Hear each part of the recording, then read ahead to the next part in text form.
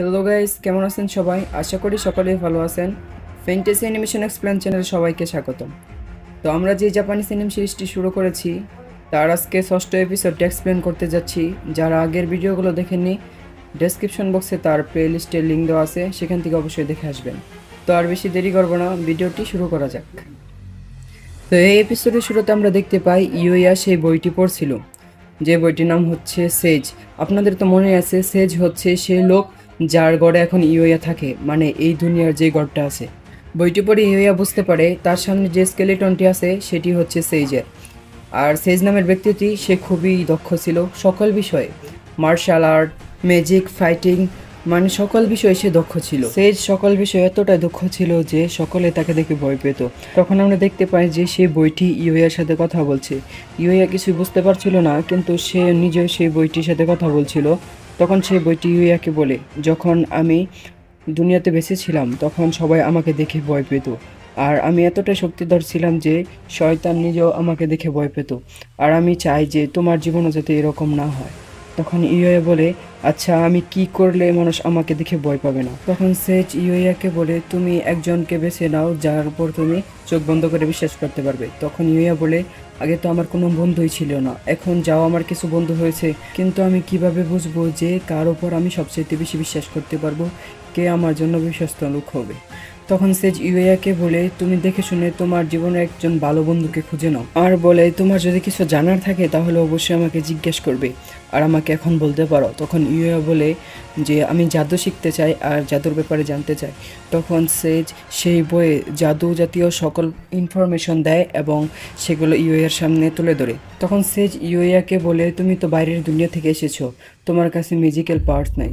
Magical powers মানে হচ্ছে এই দুনিয়াতে যারা থাকে সকলের কাছে এই জিনিসটি থাকে যার জন্য তারা ম্যাজিক্যাল পাওয়ার ইউজ করতে পারে, কিন্তু ইউইয়া তো বাইরের দুনিয়া থেকে এসেছে, তার কাছে সেটি ছিল না। তারপর সেজ তার ম্যাজিক্যাল পাওয়ারটি ইউইয়াকে দিয়ে দেয়। তারপর ইউইয়া সেটি অবজার্ভ করে নেয়। তারপর সেজ ইউইয়াকে বলে, এখান থেকে তুমি যে ম্যাজিকটি শিখতে চাও তার কথা তুমি চোখ বন্ধ করে স্মরণ করবে, তাহলেই সেই জাদুটি তোমার আয়ত্তে এসে পড়বে। তারপর ইউইয়া কিছু জাদু শিখে এবং সেগুলো প্র্যাকটিস করার জন্য বাইরে চলে আসে। তারপর ইউইয়া তার হাত দিয়ে একটি ওয়াটার বল বানায়। তারপর ইউইয়া লক্ষ্য করে যে তার পেট নাইটও সেরকম ওয়াটার বল বানাতে পারছে, কারণ নাইট ছিল ইউইয়ার পেট, আর ইউইয়া আর নাইটের মাঝে খুব ভালো বন্ডিং ছিল, তাই নাইটও সেরকম ওয়াটার বল বানাতে পারত। তখন ইউইয়া এবং তার পেট দুজনে একসাথে সেই ওয়াটার বলটি দিয়ে একটি গাছে আঘাত করে। তখন তারা দেখে যে ওয়াটার বলে এতই শক্তি, সেই গাছটা তো ভাঙে ভাঙে, তার সাথে যেগুলো গাছ ছিল সকল গাছ একদম তছনছ হয়ে যায়। আর এটা দেখে ইউইয়া খুবই অবাক হয়ে যায়। সে মনে মনে ভাবে, একটি ওয়াটার বলে এত শক্তি কিভাবে হলো? তারপর এখানে সিন কাট হয়, আর পরে সিন আমরা দেখতে পাই প্রিন্সেসের সেই গার্ডটি রাজার কাছে যায়। তখন রাজা সেই গার্ডটিকে বলে, তোমরা কি দেখা করেছো সেই ছেলের সাথে, যেই ছেলে লেক্সিয়াকে বাঁচিয়েছে? তখন গার্ডটি বলে, হ্যাঁ আমরা দেখা করেছি, আর লেক্সিয়ার কথা মতো আমরা এটাও দেখেছি যে সেই ছেলেটি সত্যি সেই গহীন জঙ্গলের ভিতরে থাকে, যেখানে খুবই অন্ধকার। ঠিক তখনই সেই গার্ডটি মুখ ফসকে বলে ফেলে যে লেক্সিয়া সেখানে ইউইয়াকে বিয়ের প্রস্তাব দিয়ে দিয়েছে। তখন রাজা বলে, কি বললে তুমি, আবার বলো? তখন সেই সেনাপতিটি বলে যে মহারাজ কিছু না, এমনি আমি মুখ ফসকে বলে ফেলেছি। তখন এই কথাটা শুনে রাজার খুবই রাগ হয় এবং রাজার হাতের তলোয়ার দিয়ে সেখানে থাকা সকল মূর্তি ভেঙে ফেলে। আর রাজা জোরে জোরে বলতে থাকে, সেই ছেলের সাহস কিভাবে হলো আমার মেয়েকে ফাঁসানোর? তখন সেই গার্ডটি বলতে থাকে, এই ফ্যামিলির লোকজন এরকম কেন, সবারই একরকম রাগ। তারপর আমাদের রিয়েল ওয়ার্ল্ডের ইউইয়ার স্কুলের সিন দেখানো হয়। তখন আমরা দেখতে পাই ইউইয়া সেখানে বসে কল্পনা করছিল যে সে তার ম্যাজিক্যাল পাওয়ার এই দুনিয়াতেও ব্যবহার করতে পারে, কিন্তু সেটা তার অনেক ভেবেচিন্তে ব্যবহার করতে হবে, যেন সেখানে কোনো লোকের ক্ষতি না হয়, আর জায়গা বুঝে, যাতে কেউ তাকে সন্দেহ না করতে পারে। তখনই সেখানে থাকা তাদের টিচার বলে ওঠে যে আমরা একটি ক্যাম্পিংয়ে যাচ্ছি স্টাডি করার জন্য, আর আমরা সেখানে 2 দিন থাকবো, তাই তোমরা তোমাদের প্রয়োজনীয় জিনিসপত্র গুছিয়ে নাও, আর প্রত্যেক টিমে 4 জন করে স্টুডেন্ট থাকবে। তখন আমরা দেখি যে ইউইয়ার টিমে যে সকল মেম্বার পড়েছে তারা হচ্ছে কাইডে, আকিরা, রেইন এবং ইউইয়া নিজে। তখন ইউইয়া বলে যে আমার কাছে তো কোনো ক্যাম্পিং ব্যাগ নেই, আমি আমার জিনিসপত্র কিভাবে নিব?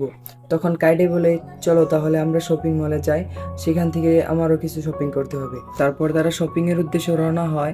রাস্তার বের হওয়ার সাথে সাথে তাদের সামনে কাউরি এসে হাজির হয়। তখন কাউরি এসে ইউইয়াকে হাই বলে, আর এটা দেখে ইউইয়ার বাকি বন্ধুরা খুবই অবাক হয়ে যায়, কারণ কাউরি হচ্ছে সেই স্কুলের চেয়ারম্যানের মেয়ে, আর কাউরি সকলের সাথে তেমন একটা বন্ধুত্ব করে না। তখন কাউরি বলে ইউয়া হচ্ছে আমার ফ্রেন্ড, চাইলে তোমরা আমার সাথে ফ্রেন্ডশিপ করতে পারো।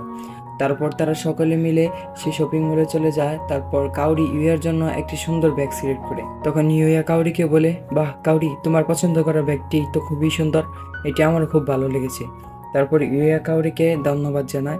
তারপর তারা একটি গেম সেন্টারে আসে, আর সেখানে গেমগুলো খুবই কঠিন ছিল, কিন্তু ইউয়ার জন্য সেগুলো অতটা কঠিন ছিল না। ইউয়া খুবই সহজে সেখানে থাকা গেম খেলে প্রাইজ জিততে থাকে তার বন্ধুদের জন্য। আর এগুলো দেখে তার বন্ধুরা খুবই খুশি হয়ে যায়। তখন ইউয়া মনে মনে খুবই খুশি হয়, কারণ সে কিছু হলেও তার বন্ধুদের জন্য করতে পেরেছে এবং তাদের বন্ধুকে খুশি করতে পেরেছে। তারপর তারা কফি খাওয়ার জন্য একটি ক্যাফেতে যেতে চায়। তখন সেখানে থাকা মেয়ে তিনজন বলে, আমরা ক্যাফেতে যাব না, আমরা যাব গার্লস ফ্যাশনে, আমাদের কিছু কেনাকাটা আছে। আর গার্লস ফ্যাশন কালেকশনটি ছিল 13 নম্বর ফ্লোরে।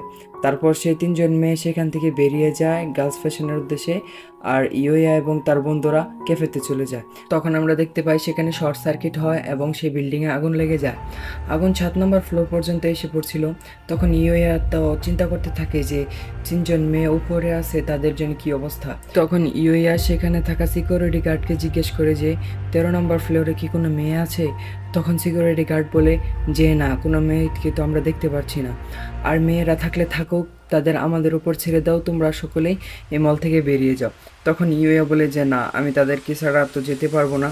তারপর ইউয়া যায় এবং সেখানে তার ম্যাজিক ব্যবহার করে তার চারোসাইডে সে একটি ওয়াটার শিল তৈরি করে নেয় এবং সে দৌড়ে 13 নম্বর তলায় যায়। তারপর সে সেখানে গিয়ে তাদেরকে খুঁজতে থাকে। তারপর ইউয়া লক্ষ্য করে যে সেখানে কাউরি, কাইডে এবং রেইন অজ্ঞান হয়ে পড়ে আছে ধোয়ার জন্য। তারপর সে সকলকে উঠায় এবং নিয়ে আসতে থাকে। তখন ইউয়া তার এবিলিটি দ্বারা স্ক্যান করে দেখে যে সেখানে কোনো মানুষ আছে কিনা। তখন ইউয়া দেখে যে সেখানে আর কেউ নেই, তারা তিনজন ছাড়া। তারপর ইউয়া তাদেরকে উঠিয়ে নেয় এবং তার মনে একটি চিন্তা জাগে যে সে তার পাওয়ার দিয়ে এই তিনজনকে প্রোটেক্ট করতে পারবে কিনা। তারপর ইউয়া তাদের নিয়ে এগোতে থাকে। সেখানে থাকা সকল বিল্ডিং ধসে পড়ছিল। তখন আমরা লক্ষ্য করি যে নিচ থেকে ফায়ার ফাইটাররা আগুন নিবানোর জন্য পানি দিচ্ছিল। তখন ইউএর বাকি বন্ধুরা তারা বলতে থাকে ফায়ার ফাইটারদের যে আমাদের বন্ধুরা সেখানে আটকা পড়েছে, তাদেরকে জলদি উদ্ধার করুন। তখন আমরা দেখি যে ইউয়া সকল ফ্লোর ভেঙে একের পর এক ফ্লোর ভেঙে নিচের দিকে নামছিল। তারপর সে এরকম করে ফার্স্ট ফ্লোরে পৌঁছে যায়। তখন সেখানে রেস্কিউ টিম এসে হাজির হয়। তখন রেস্কিউ টিমও তাদেরকে দেখে খুবই অবাক হয়ে যায় যে এখানে কি হচ্ছে এটা। তারপর রেস্কিউ টিম ইউএ এবং সেই মেয়েদের সেখান থেকে উদ্ধার করে নিয়ে আসে। আর এই জন্য ইউরও কিছু কথা শুনতে হয়, কারণ সে তার নিজের জীবন ঝুঁকিতে ফেলেছিল। তখন সেখানে কাউরির বাবা এসে হাজির হয় এবং ইউয়াকে আবার ধন্যবাদ জানায় কাউরিকে বাঁচানোর জন্য। তখন কাউরি তার বাবাকে জড়িয়ে ধরে খুবই ইমোশনাল হয়ে যায়। তখন ইউয়া এটা দেখে ভাবতে থাকে যে এরকমই কি হয়, পরিবারের সাথে পরিবারের মিল, আমার জন্য তো কেউ কোনোদিনও এরকমভাবে কষ্ট করে না। আর তখন আমরা দেখতে পাই ইউয়া তার নিজের বাড়িতে ফিরে আসে, আর ইউয়াকে দেখে তখন নাইট তার উপর ঝাঁপিয়ে পড়ে। তখন ইউয়া মনে মনে ভাবে এই হচ্ছে আমার আসল ফ্যামিলি। তারপর আমাদের অন্য দুনিয়ার সিন দেখানো হয়, আর আমরা দেখতে পাই একটি কথা বলা খরগোশের উপর একটি মেয়ে তীর দিয়ে হামলা করছিল। তখন সেই খরগোশটি বলে, কে তুমি? তোমার উপর এই ডিভাইন আর্চারের পাওয়ার কোত্থেকে আসলো? তখন সেই মেয়েটি বলে, আমি ধ্বংস করে ফেলবো, এই দুনিয়ার যত কিছু আছে সব কিছু আমি ধ্বংস করে ফেলবো, আমাকে আটকানোর মতো এখানে আর কেউ নেই, আর এই দুনিয়া ধ্বংস করতে আমি তোমার সাহায্য চাই। আর তখন সেই খরগোশটি বলে, কি, আমি তোমাকে সাহায্য করবো এই দুনিয়া ধ্বংস করতে? আমি এটা কোনো দিনও হতে দেব না। তখন সে মেয়েটি বলে, আচ্ছা ঠিক আছে, তুমি তোমার মতো ভাবো, আর আমি এখন গেলাম, আমি আবার ফিরে আসবো। তারপর সেই খরগোশটি মনে মনে ভাবে ওই মেয়েটিকে, যার মাঝে ডিভাইন আর্চারের শক্তি, আর সে চায় এই পৃথিবী ধ্বংস করতে, আমার যেভাবে হোক একে আটকাতেই হবে। আর এই মেয়েটিকে দেখে আমরা একটু একটু আন্দাজ করতে পারি যে আগের পর্বে যে মেয়েটিকে আমরা দেখেছিলাম সেই মুখোশধারী লোকের সাথে, হয়তো বা এই মেয়েটি সেই। এতটা কনফার্ম না আমরা, তারপরে আর কি আমরা আমাদের মতো বলছি। আর যদি সেটা কনফার্মলি আমরা জানতে চাই, তাহলে আমাদের আগামী এপিসোড পর্যন্ত অপেক্ষা করতে হবে। তো আমরা এই এপিসোডটি এখানে শেষ করছি। দেখা হবে আগামী এপিসোডে। ততক্ষণ পর্যন্ত সকলেই ভালো থাকবেন, সুস্থ থাকবেন। আল্লাহ হাফেজ।